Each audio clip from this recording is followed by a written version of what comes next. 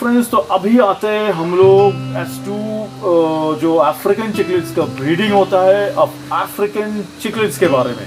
ये जो मलावी चिकलिड्स का फिर आपका जो टैंक का जो रिक्वायरमेंट्स होता है, उसका जो पैरामीटर्स यानी टेम्परेचर, पीएच ये होता है, इसके बारे में थोड़ा बोलिए। हाँ, तो इसका थोड़ा अल्कलाइन पीएच होता है। अल्कलाइन पीएच मतलब 7 के ऊपर होता है, ठीक है। तो और टीडीएस तो मैं बोल ही दिया हूँ कि टीडीएस इसका 400 के ऊपर रहेगा तो बहुत अच्छा होगा। तो ऐसा ही आप टैंक मेंटेन करके रखिए तो हो जाएगा। और एक थिंग, पूरा टैंक का आइडियल सेटअप कैसा होना चाहिए? टैंक का आइडियल सेटअप आपका थोड़ा सैंड वगैरह ये सब यूज़ करिए। सैंड मतलब अच्छा सैंड जो होता है, जो बहुत सारा पावर सैंड वगैरह ये सब आप यूज़ कर। आर्गोनाइट, शेल्स, इसमें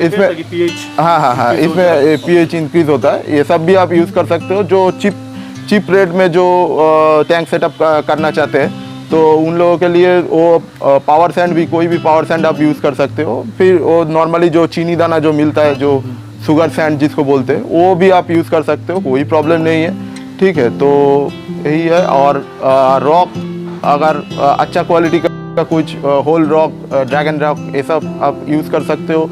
या तो अभी तो लाइव रॉक और मेरिन का रॉक अभी तो इलीगल है, ठीक है।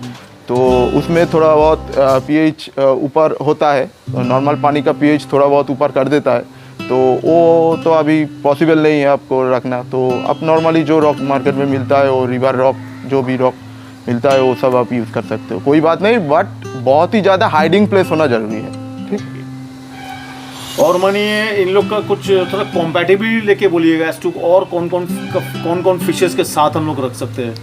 देखिए, अफ्रीकन सिक्लिड बहुत ही एग्रेसिव होता है, ठीक है। तो आप एक स्पेसिफिकली मलावी सिक्लिड बहुत ही ज़्यादा एग्रेसिव होता है। और मलावी सिक्लिड में स्पेसिफिकली आप एम्बुना ग्रुप का जो सिक्लिड होता है, जैसे डैमासोनी और भी बहुत ज़्यादा वैरायटी होता है, तो ये सब जो सिक्लिड है ये सब बहुत ही ज़्यादा एग्रेसिव होता है। नॉर्मली पीकॉक सिक्लिड में जितना आप हाइडिंग प्लेस दोगे, उससे कई ज़्यादा आपको डैमासोनी या ये सब सिक्लिड में देना पड़ेगा।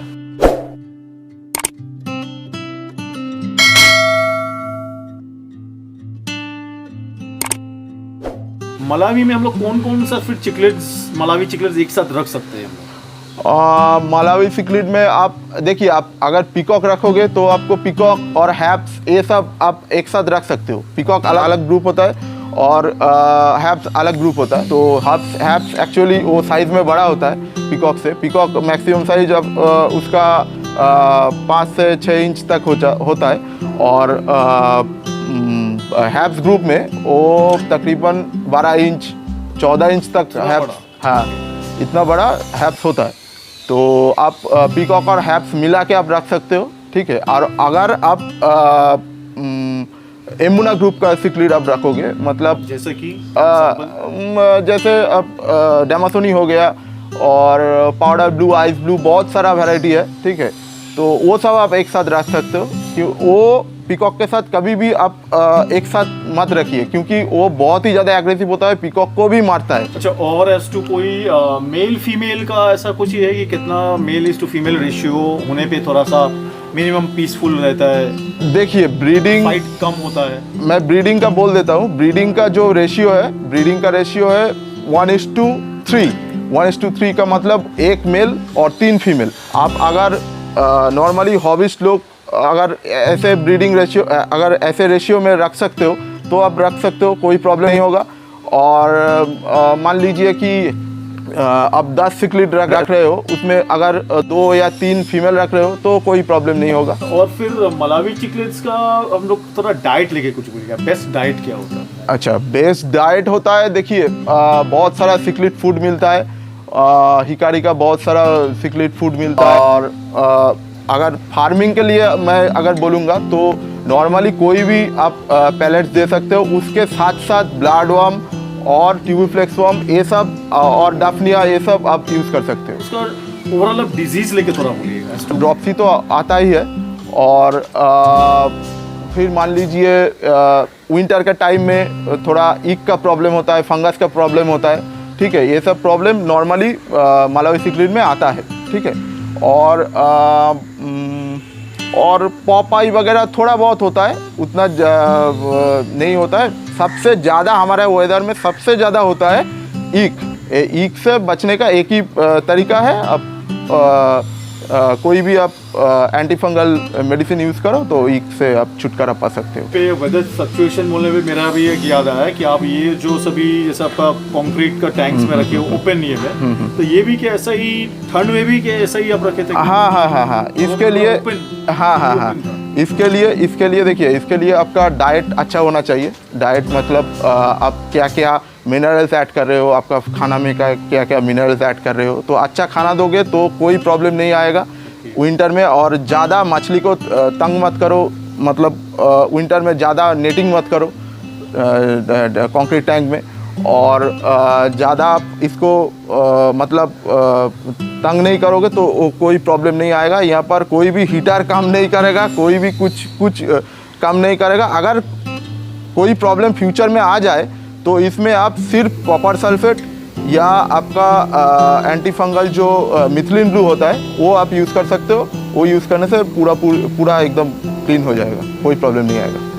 अच्छा, एक बहुत चैलेंजिंग क्वेश्चन मेरा तरफ से, ठीक है, कि दैट इज आप क्योंकि बोले हो कि इसमें फिशेस को बहुत ज़्यादा नेटिंग करने पे ऑब्वियसली इसको यानी स्ट्रेस होता है, तकलीफ होता है, तो जिससे कि उसका फिर यानी ईक होने का चांसेस बहुत बढ़ जाता है। और इससे पहले आप बोल चुके हो कि दैट इज ये कंक्रीट टैंक्स में फिशेस को आप मोटा 2 से 3 दिन या ज़्यादा 4 दिन ऐसा में आप तो नेटिंग करके रखे, उसको थोड़ा देखना भी पड़ता है कि दैट इज उसको डिजीज हुआ क्या।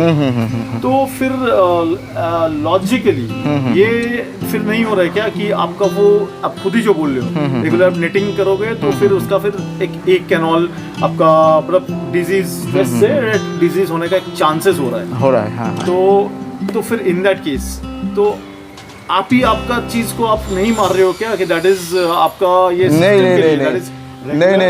विंटर के लिए हाँ यानी फिर आपका लिए मछली आपको प्रोसेस के लिए नहीं रखना प्रॉब्लम हो जा रहा है, यानी कि उस हिसाब से कंक्रीट टैंक थोड़ा बहुत एक डिजास्टर है, एक खराब चीज है। नहीं देखिए, विंटर में हम लोग क्या करते हैं, विंटर में हम लोग एकदम नेटिंग करना बंद कर देते हैं, ठीक है। सभी जो फार्मर जो रेजिंग करता है मछली को, ठीक है, तो वो सभी क्या करते हैं, एक टैंक में छोड़ के 2 और 3 महीने के लिए पूरा सिर्फ वो साइफून करता है। वो सुबह के टाइम जब ग्राउंड वाटर जब गर्म होता है तो उस टाइम वो लोग साइफून करता है। हम लोग भी वैसे ही करते हैं, साइफून करता है, साइफून करके फिर उसको छोड़ देता है। कोई डिजीज़ का कोई प्रॉब्लम नहीं आएगा। विंटर में हम लोग मछली को ज़्यादा तंग नहीं करते, ठीक है, और गर्मी में उतना ज़्यादा प्रॉब्लम नहीं आता है। कर रहे हो स्पेसिफिकली कि विंटर के समय में? हाँ, विंटर में छेड़खानी मत करो मछली के साथ, विंटर में छेड़खानी कुछ भी मत करो। अच्छा, तो अनिर्बान, तो ये फिर काइंडली बोलिए कि एज टू कोई भी जो हॉबिस्ट आपको कांटेक्ट करना चाहते होंगे वो आपको कैसे कांटेक्ट करेंगे? तो मेरा नंबर है 6290455399, ठीक है। ओके, तो इस नंबर पे आप कॉल कर सकते हो। जिसको क्वांटिटी में मछली चाहिए तो मेरा पास अफ्रीकन सिक्लिड है और थोड़ा बहुत गोल्ड फिश है। तो फ्रेंड्स, मेरा चैनल ऑनीज एक्वा को सब्सक्राइब करके मुझे सपोर्ट और एनकरेज करते रहिएगा ताकि आइंदा भी मैं इस कदर का यूजफुल और इंफॉर्मेटिव वीडियोस आप लोग के लिए बना पाऊँ।